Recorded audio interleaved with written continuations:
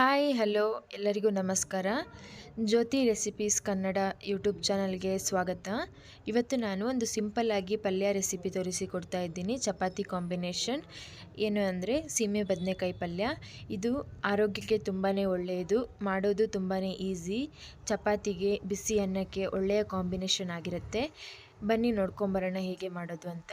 ಅದಕ್ಕೆ ನಾನು ಒಂದು 3 ಮೀಡಿಯಮ್ ಸೈಜ್ ಸೀಮೆ ಬದನೆಕಾಯಿನ ತೆಗೆದುಕೊಂಡಿದ್ದೀನಿ.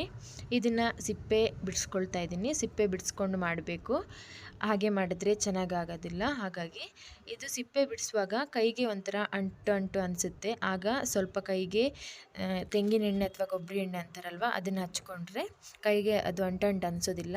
ಹಾಗೆ ಹಚ್ಕೊಂಡು ಬಿಡಿಸ್ಕೊಳ್ತಾ ಇದ್ದೀನಿ.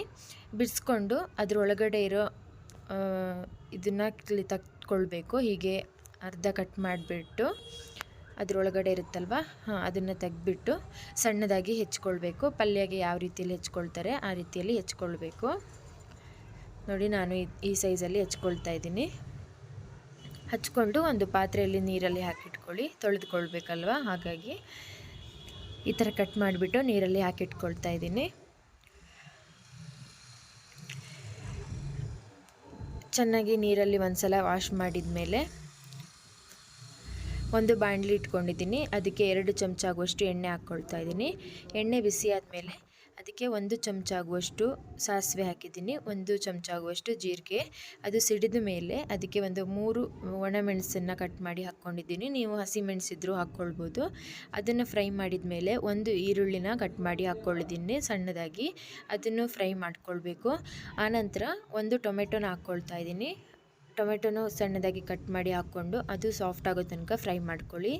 ಈಗ ಕಟ್ ಮಾಡಿಟ್ಟಂಥ ಸೀಮೆ ಬದನೆಕಾಯಿನ ಹಾಕ್ಕೊಳ್ತಾ ಇದ್ದೀನಿ. ಎಲ್ಲವನ್ನು ಹಾಕ್ಕೊಂಡು ಚೆನ್ನಾಗಿ ತೊಳೆದು ಒಂದು ಮಿಕ್ಸ್ ಮಾಡಬೇಕು. ಚೆನ್ನಾಗಿ ಮಿಕ್ಸ್ ಮಾಡಿದ ನಂತರ ಅದಕ್ಕೆ ಉಪ್ಪು ಹಿಡಿಯೋದಕ್ಕೆ 1 ಚಮಚ ಆಗುವಷ್ಟು ಉಪ್ಪು ಹಾಕ್ಕೊಳ್ಬೇಕು. ಉಪ್ಪು ಹಾಕ್ಕೊಂಡು 1/4 ಚಮಚ ಆಗುವಷ್ಟು ಅರಿಶಿನ ಪುಡಿ ಹಾಕ್ಕೊಳ್ತಾ ಇದ್ದೀನಿ. ಇದನ್ನು ಹಾಕಿ ಚೆನ್ನಾಗಿ ಮಿಕ್ಸ್ ಮಾಡಿಬಿಟ್ಟು ಕ್ಲೋಸ್ ಮಾಡಿ ಒಂದು 5 ನಿಮಿಷ ಮೀಡಿಯಮ್ ಫ್ಲೇಮಲ್ಲಿ ಕುಕ್ ಮಾಡಬೇಕು.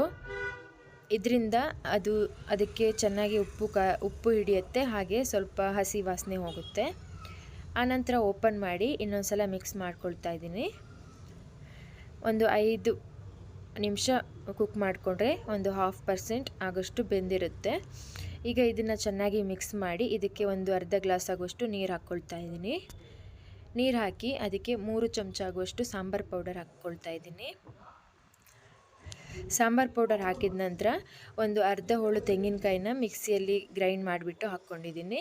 ನೀವು ಪೇಸ್ಟ್ ಥರ ಬೇಕಿದ್ರೂ ಮಾಡಿ ಹಾಕ್ಕೊಳ್ಬೋದು. ಈ ಥರ ಡ್ರೈ ಆಗಿನೂ ರುಬ್ಬಿಬಿಟ್ಟು ಹಾಕ್ಕೊಳ್ಬೋದು. ಹಾಕಿ ಚೆನ್ನಾಗಿ ಮಿಕ್ಸ್ ಮಾಡಬೇಕು. ಮಿಕ್ಸ್ ಮಾಡಿದ ನಂತರ ಮುಚ್ಚಳ ಮುಚ್ಚಿ ಇನ್ನೂ ಒಂದು 10 ನಿಮಿಷ ಮೀಡಿಯಮ್ ಫ್ಲೇಮಲ್ಲಿ ಕುಕ್ ಮಾಡಿಕೊಳ್ಬೇಕು.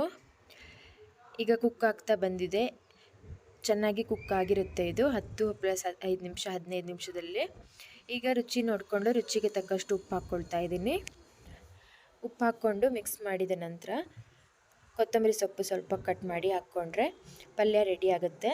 ಇದರಲ್ಲಿರೋ ನೀರು ಎಲ್ಲ ಆರಿ ಹೋಗೋ ತನಕ ಬೇಯಿಸ್ಕೊಳ್ಳಿ. ಆಗ ಡ್ರೈ ಪಲ್ಯ ಆಗುತ್ತೆ. ನಿಮಗೆ ಗ್ರೇವಿ ಥರ ಬೇಕಿದ್ದರೆ ಹಾಗೆ ನೀರಿಟ್ಕೊಳ್ಬೋದು. ಇದು ಚಪಾತಿಗೆ ಒಳ್ಳೆಯ ಕಾಂಬಿನೇಷನ್. ನೀವು ಒಮ್ಮೆ ಟ್ರೈ ಮಾಡಿ ನೋಡಿ, ಹೇಗೆ ಬಂತು ಕಮೆಂಟ್ ಮಾಡಿ. ಹಾಗೆ ನಮ್ಮ ಚಾನಲ್ಗೆ ಸಬ್ಸ್ಕ್ರೈಬ್ ಆಗಿ. Thank you for watching friends.